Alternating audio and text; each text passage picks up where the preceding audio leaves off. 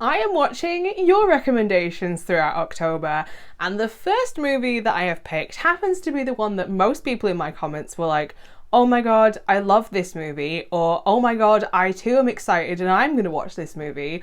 So I'm watching Bite from 2015 because I love a body horror movie. I love a squishy, gooey body horror movie.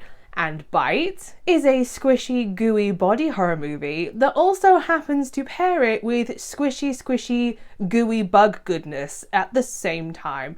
And I mentioned this back when I did the video revealing my 21 in 31 challenge.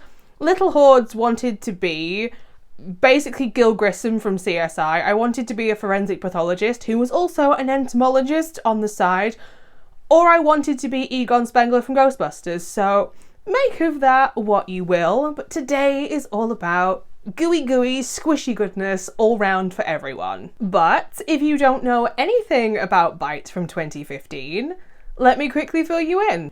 Bite from 2015 is an insect body horror. While on her bachelorette party, Casey the bride-to-be gets a seemingly harmless bite from an unknown insect. After the trip, Casey begins to mutate into a horrific bug-like creature with the intent on finding human flesh to feed on. If you're new here, I go by Hordes, and if you're not new, welcome back. I talk about horror movies here on my channel on Mondays and Fridays, so if that sounds like something you'd be interested in, maybe hit the subscribe button. But when it comes to watching movies that I have never seen before, I am now going to go and watch Bite from 2015 off camera. So that way, if you too decide that you want to watch this movie about just gooey goodness all round, nothing will be spoilt for you, because nobody wants to watch a movie that you've just watched somebody else watch from start to finish, and I keep it spoiler free here on my channel because nobody likes spoilers. I like spiders. I will never understand why people see an insect and go insane. If it was poisonous or the size of an elephant, that would be different, but something this big? No. I don't understand. I don't understand, bitch. I don't understand. There is something that I quickly want to touch on though with the plot of this movie. It is brought up very early on and a couple of times throughout, but it is never really talked about to the level that I think this actually needs to be addressed about. And it is something that I think more people actually need to sit down with their significant others and actually talk about. So we're going to go on a tangent for this one. As someone who does not want to have kids and can relate to Casey in this movie, if somebody wanted to have kids that I was dating, it's a deal breaker for me. You can't expect somebody who doesn't want kids to suddenly have kids for you, just as much as you can't expect somebody who wants kids to not have kids. Like, you are gonna grow to resent the other person. And the fact in this movie that they have got to the point where they're gonna be married and still haven't had this conversation is wild to me. Like, wild. Thank you for coming to my TED Talk. Now, back to the plot. The beginning of this movie is shot in like handycam style footage, and this is something that comes back at various points whenever you see flashbacks to what actually happens on the girls' trip at the beginning of the movie. It's all shot on handycam from the point of view of one of the friends in this, and this will come up later on as well because I cannot remember this girl's name for the life of me. I can't remember any of the friends' names in this movie, if I'm gonna be honest. Now, I'm glad that the handycam doesn't stick around for the entire movie because that would have annoyed the hell out of me. But when the plot actually starts going and you meet Casey's future monster-in-law, I was like, girly pop, this is the moment that you start running, because oh boy, is she about to gain a monster-in-law. We're talking the toxic, you will never be good enough for my son, no one can replace me, mummy's boy, kind of toxic boy mum. Like, oh god, is she terrible. Oh, the dumpster's here, it's here! In fact, this whole potential marriage is just red flag after red flag, and I was only 15 minutes into the movie when I was having these thoughts like, girl, if you're in this situation, no, this is not the relationship, and someone needs to sit you down and be like, here's the situation, because no. But the second we hit that 20-minute mark and all of a sudden there was goo, and I'm talking like sticky clear kind of goo, I was like, okay, now the body horror stuff's coming in. If we can push the toxic boy mum aside, which thankfully she doesn't crop up that much throughout the rest of the movie, I can get behind this. And this is when the body horror starts to come into it. And I'll just say that if you want the body horror part of it, you're gonna have to bear with it, because it doesn't really kick in until around the 55-minute mark, and then all hell breaks loose at that point. The plot is fairly straightforward from, again, that 20-minute point, and you start to see Casey's transformation from, like, straight up, like, lady into, hello, she's now a bug lady. But it's a bit of a slow burn, and to get that full payoff, you are gonna have to stick with it. I will say the payoff is great, because the payoff not only affects Casey as a person, her entire apartment undergoes this transformation. And we are talking like webbing on the walls that looks like wet hair. You know, the stuff that you pull out of a drain? Like that kind of like icky gooey texture.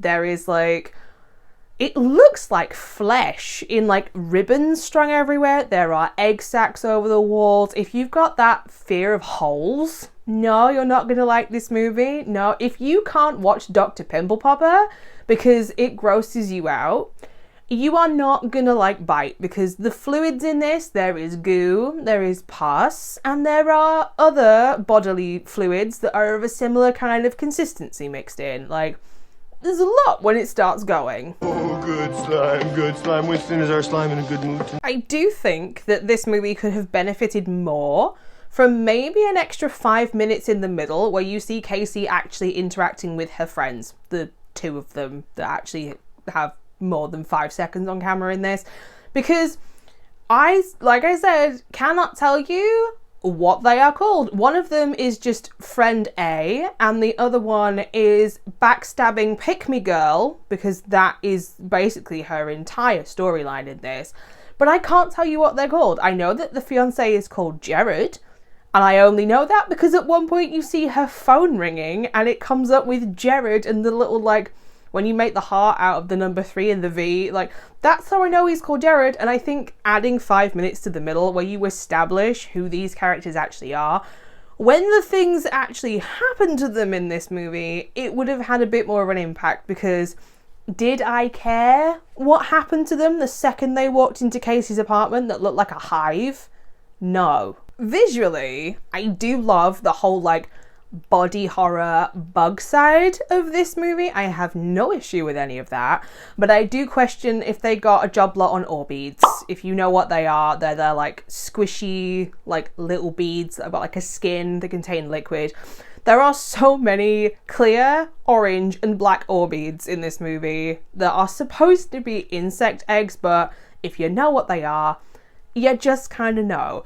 And this did send me off down a rabbit hole. I wanted to know what kind of bug could have potentially bitten Casey in the beginning. And does anybody else care about this besides me? Probably not. But saying to me that somebody gets bitten by a bug, I want to know what they're going to turn into. It would be like saying somebody is going to transform into a building. You know, there is a massive difference between a cottage and a skyscraper. And this is the exact same when it comes to bug bites. So strap yourselves in, Hordes is about to get sciencey again.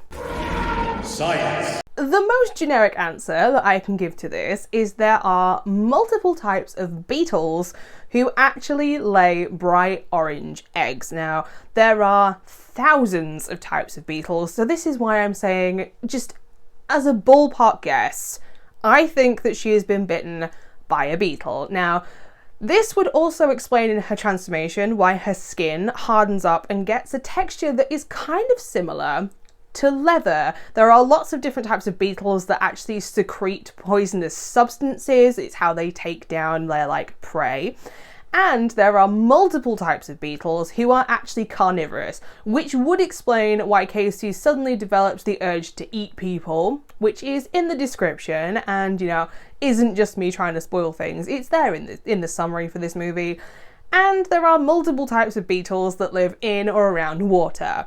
So my guess is she is bitten by a beetle. Now, the ending of this movie, when all of a sudden there are like mosquito-style insects in this, does not fit the MO. So I'm not saying that she's been bitten by a mosquito, because I think that's a lie. I think this woman is bitten by a beetle, and it would explain the thing that grows on her back that I am not going to spoil. The lesson is over. I bring this up as well because this does tie into the makeup. And if you're going to get somebody to do your special effects makeup, if you say to somebody, "Oh, I'd like a bug lady, please," a bug lady to one special effects makeup artist is going to look very different to a bug lady from another special effects artist. So at some point they gave us their special effects makeup artist a brief. So I'm saying it's a beetle, and you will not change my mind on this. And like I said, does anybody care about this besides me? Probably not, but now you know. Scooby-Doo, take note. I liked Bite. I would have liked to have seen more of the transformation actually happen on camera though. I feel like the transformation starts and you get the sort of oozy pussy goodness that comes into it. And then the next time that you see Casey, there's been a big jump in her transformation. And then there's an even bigger jump in her transformation. And none of this really happens on camera. You see her eyes change at one point, but besides that, a lot of it happens off camera and you see this in like big increments. So yes, I would have liked to have seen more of that on camera, but that's just a me thing. But all of this being said, in the end, I am actually going to give Bite from 2015 a 3.5 out of 5 stars. I like all of the body horror stuff in this. I like the like sticky, gooey goodness that you get from the visual transformation and what happens to the apartment when it turns literally into the inside of a hive. Like, all of that is great. Don't have a problem with that. I do think that the relationships with the friends aren't developed quite as much as I would like. They're just generic friend A and like backstabbing pick-me girl. So I think an extra 5 minutes would have benefited it there. But the thing that threw me the most off is the fact that the end scene on this, just, that threw me for a loop. If you've seen this movie, you'll know, like, the end scene just feels very, like, tacked on at the end. Like, it felt like they didn't know quite how to end this movie. Like, the acting is good, don't have any issues with that. I think the sound is really complimentary, but I do think the plot is a little bit lacking in places, and that ending. So there you have it, my initial thoughts and my review for my first time watching Bites from 2015.